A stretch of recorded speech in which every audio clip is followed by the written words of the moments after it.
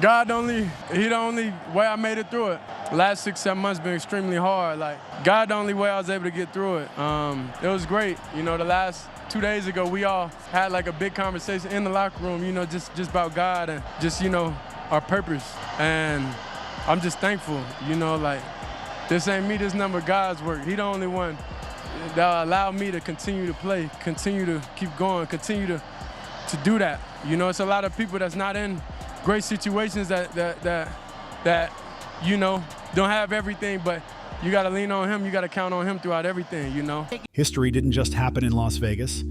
It exploded. The scoreboard said 24-10, but that number barely scratches the surface of what went down inside Allegiant Stadium. Something shifted in that building, something Cleveland fans have waited more than 2 decades to feel again. Because on Sunday afternoon, Shedeur Sanders walked onto that field and broke a curse that had been hanging over Cleveland like a storm cloud. 26 years, let that hit you. Since 1999, when the Browns returned to the NFL, 17 different quarterbacks tried to win their first career start, and every single one of them walked away with a loss. Until now, until Shedeur Sanders stepped in and said enough is enough. The 5th-round pick who wasn't supposed to be here, the quarterback everyone doubted, the guy analysts kept questioning about arm strength, decision-making, and whether he could handle NFL speed. That same young man just became the first Browns quarterback since Eric Zaire in 1995 to win his first NFL start. Think about that. And if you're wondering who was coaching Cleveland back then, it was Bill Belichick. That's how far back we have to go.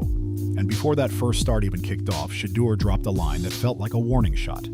He didn't say it quietly either. He said, "I'm who they've been looking for." Read that again. That isn't arrogance. That isn't fake confidence. That's a quarterback who spent 11 straight weeks sitting behind Dylan Gabriel, taking mental notes, learning the playbook, and waiting for the exact moment the door cracked open. This is the same quarterback who got only 3 first-team reps before being thrown in cold against Baltimore last week, and he got crushed. 4 completions on 16 attempts, 47 yards, 1 interception. Numbers that would have broken a lot of rookies before they even got started. In your hands of all your teammates, you said you had the support of the organization as you prepared, and you also put in the work. How are you able to marry those two together and come out with a win? Like I said, before going into the game, I ain't feel nerves, I ain't feel anything. You know, you remember I talked yesterday, it was like I did as much work as I can during the week, so, you know, on Sundays it'll be fun. So that's why I was just excited. I love how the offensive line embraced me when I came in that role, and they understood I'm nothing but business, you know. So I'm just thankful that I was able to out here, thankful to get the win for the Browns. Like, you know, my pop's here, my mom's here, all my people here. You see all them 12 jerseys out there, it's amazing. I think I showed a couple of great pieces. It's some things I wish, you know, I could get back, but man, a win is crazy. It's amazing, you know, off of 1 week of practice, you know, 1 week of practice. So imagine, you know, what a full offseason look like.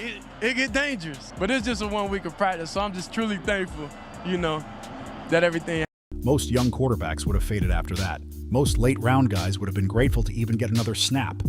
But Shedeur Sanders isn't built like most rookies. And on Sunday, he proved it with every throw, every scramble, every read. 11 of 20 passes, 209 yards, 1 touchdown, 1 interception. Solid numbers on paper, sure, but the truth hits way harder. Because for the first time in months, the Browns' offense looked alive again. Cleveland scored 24 points, the second time all season they crossed the 20-point mark. The offense finally moved with purpose. They hit explosive plays that made even Myles Garrett stare in disbelief. When that 52-yard rocket to Isaiah Bond ripped through the air in the first quarter, you could almost feel Allegiant Stadium tilt. That was the longest completed pass by a Browns quarterback in 15 games. 15 games. Almost 4 months of football without a single quarterback able to stretch the field. Defensive coordinators practically took naps preparing for Cleveland, knowing they could stack the box and clog every lane. But with one throw, one gorgeous, fearless, on-the-move strike, Shedeur changed how defenses have to think about the Browns again. The way he dodged the blitz, rolled right, kept his eyes downfield, and launched that ball to Bond wasn't normal rookie stuff. That was instinct. That was natural playmaking. That was the difference between a simple game manager and a quarterback who can attack every blade of grass on the field. And the shock on Myles Garrett's face said everything. When the Defensive Player of the Year favorite looks amazed that his own quarterback made a play, you know you just witnessed something special. Because let's be honest, Cleveland's quarterback situation this season has been rough. So when your defensive superstar reacts like he's just seen a magic trick, that tells the whole story. But for one bright afternoon in Vegas, every one of those issues faded away like smoke. Then came the touchdown that iced the game. 66 yards to Dylan Sampson on a screen.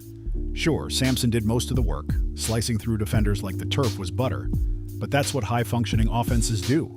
They put the ball in the right hands and let their playmakers run. For the first time all season, Cleveland looked like it actually had an offensive identity. But don't twist this into a fairy tale. It wasn't perfect. Shedeur threw an ugly interception in the first half on a quick out meant for Jerry Jeudy.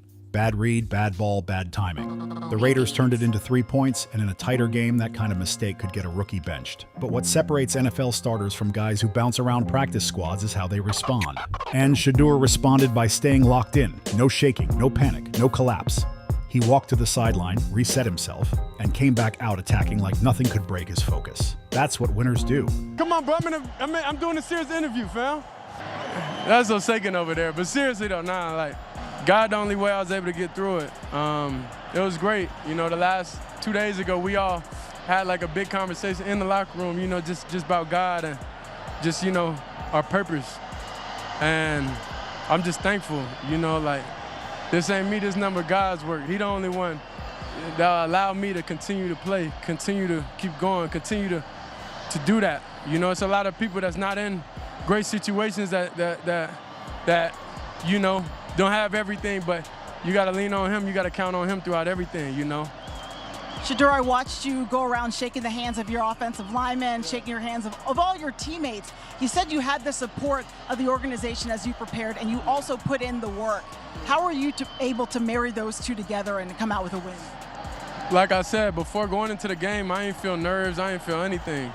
You remember I talked yesterday. It's like I did as much work as I can during the week, so, on Sundays it'll be fun. So that's why I was just excited. I love how the offensive line embraced me when I came in that role, and they understood I'm nothing but business. Read that again. They move on in real time and act like the moment doesn't scare them. You could see the determination on his face, the same look veterans have after years of battles. Even the Raiders' defense seemed caught off guard after that mistake. They expected the rookie to fold, but he didn't even blink. The kid kept climbing, kept firing, kept showing that he wasn't intimidated by the lights or the pressure. And that kind of attitude spreads through a locker room faster than any highlight reel play. By the fourth quarter, you could feel the entire Browns sideline feeding off his energy. Coaches were leaning in more, teammates were nodding, and the offense felt like they finally had a spark they could believe in. It wasn't just about throws and yards, it was about the confidence that Cleveland finally had a quarterback willing to take command. Shedeur didn't crumble after that interception. He didn't panic, didn't start forcing throws, didn't lose his rhythm. He sat down on the bench, studied the tablet, watched the mistake in slow motion, and came back onto the field sharper than before. That level of maturity can't be faked at this level. That's real leadership, the kind that doesn't care about draft position or outside expectations. And it's exactly the kind of presence Cleveland needs if they're going to pull anything worthwhile out of this chaotic season. But before anyone starts planning a parade, we need to slow down and keep it real for a second. Because even though this win felt like a spark, there's a truth sitting in the background that can't be ignored. The Raiders are bad, really bad. They walked into this game at 2-9 with 5 straight losses and an offensive line so overwhelmed that Geno Smith sacked them 10 times in one afternoon. 10 sacks, not a typo. Cleveland's defense didn't just dominate, they dismantled Las Vegas from the opening drive. Myles Garrett had 3 sacks by himself, pushing his season total to 18 and leaving him just 5 away from breaking the NFL single-season record with 6 games still on the schedule. So yes, Shedeur played well. Yes, he showed real promise. Yes, he proved he can command an offense. But he did it against a team struggling to stay competitive every week. The real measuring stick is coming fast, and it's wearing red and gold. Next week, the San Francisco 49 ERs roll into Cleveland with a 7-4 record, a playoff mindset, and a defense coached by Robert Saleh's system. A defense that throws confusing coverages, disguised pressure, and high-speed chaos at rookie quarterbacks. That's when we'll know what Cleveland truly has in Shedeur Sanders. And here's where things get messy, because Kevin Stefanski has already said that Dillon Gabriel remains the starter if he clears concussion protocol. That's been the official message all week. Gabriel was the 3rd-round pick, the quarterback the front office chose as their future after moving on from Joe Flacco. Gabriel is the investment, the guy the organization believed could lead this offense. But what happens if Gabriel is cleared and Stefanski sticks to the original plan? What happens on Gabriel's very first incompletion when half the stadium begins chanting for number 12? What happens when the offense returns to that same predictable, limited 10-yard ceiling that frustrated fans for months? Do people think Browns fans are just going to sit back quietly and pretend nothing changed? Do they think the locker room isn't paying attention? Because something was different on Sunday. The sideline energy was different. The belief had a pulse again. For the first time all year, Cleveland actually looked like a team that wanted to fight for every inch on the field. After the game, Shedeur didn't hide from the attention either. He didn't act like everyone's been supporting him since his Colorado days. He didn't pretend the world was cheering for him during the draft process. Ever since he slid to the 5th round, there has been a crowd of people waiting for Shedeur Sanders to fail. Some criticize him because of his last name, some dislike the confidence he carries himself with, and some just enjoy watching a hyped rookie stumble in the NFL. That's the league. People love the fall more than the rise. But here's what those skeptics never understand. Pressure either turns someone into a diamond or squeezes them into dust, and Shedeur just showed the world which category he belongs in. He walked into one of the toughest situations in the NFL, a franchise desperate for a steady quarterback, and delivered when it mattered. Not perfectly, not with video game numbers, but with enough poise to win the game. That's what starting quarterbacks do. They don't need perfection, they need control. They move the chains when it counts. They avoid game-breaking mistakes. They put their defense in winning positions. And Shedeur checked every one of those boxes on Sunday, proving he's more than just potential. He's a valuable option right now. Now Cleveland is staring at a decision that could shape the rest of their season. Do they go back to the original plan, or do they ride the spark that clearly lifted the entire roster? Do they follow the investment or the momentum? And does Stefanski trust his eyes, or stick with the script the front office handed him? There's already a buzz inside the building that coaches can't ignore. Veterans noticed how Shedeur kept his composure. Young players felt his confidence. Even the defense. The defense played with a swagger that matched the quarterback's energy. Moments like that don't happen by accident. They happen when a locker room senses something real. And if Gabriel returns and the offense stalls, those whispers could turn into a full-on storm. Cleveland has been starving for hope at this position for years, and the fan base won't stay quiet if they feel that spark slipping away. So now Cleveland has a decision sitting right in front of them, and none of the choices are clean. Do they go back to Dillon Gabriel and hope he suddenly taps into whatever made the front office draft him in the 3rd round? Do they roll with Shedeur Sanders and see just how far this spark can carry them? Or do they split reps and accidentally create a quarterback battle that rips the locker room in half?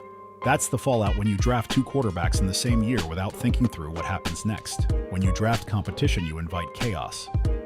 When you draft uncertainty, you invite controversy. And now Kevin Stefanski is staring down a decision that could define the rest of his run in Cleveland. The smart move, the move everyone with eyes can see, is simple. Start Shedeur against San Francisco. Give him the runway.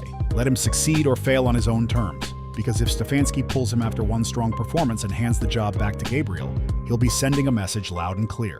He'll be telling the entire roster that draft position matters more than production. He'll be telling his players that politics beats performance. And on a 3-8 season where the future matters more than the present, that's the kind of mistake that can crush credibility forever. But football isn't played in a vacuum. Sometimes the head coach's ego gets in the way. Sometimes a front office wants to justify their investment. Sometimes the organization feels pressure to make their draft decisions look right, even when the field is telling a different story. And that's exactly where Cleveland is standing right now. The fans have made their feelings obvious, and they're not hiding it anymore. They saw Shedeur bring real juice to this offense. They watched the deep shots, the command, the confidence. They felt the stadium wake up for the first time in months. They watched a 26-year curse get snapped. And now they want more of that energy, not less. They're not interested in going back to a quiet offense with no spark. Shedeur Sanders didn't just play football on Sunday. He announced his arrival to the league.